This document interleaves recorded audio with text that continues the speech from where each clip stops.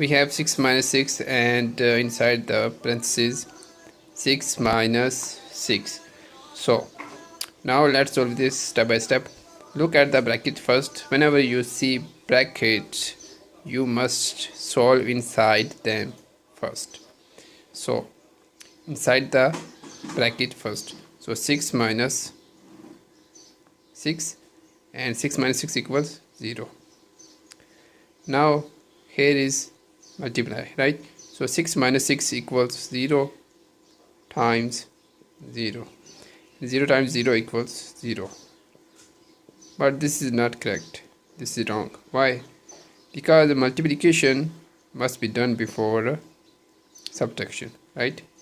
So follow the order of operations. We use PEMDAS rule. So 6 minus 6, 6 minus 6 and 0.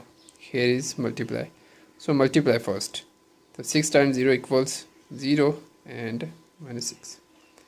Now 6 minus 0 equals 6, not 0.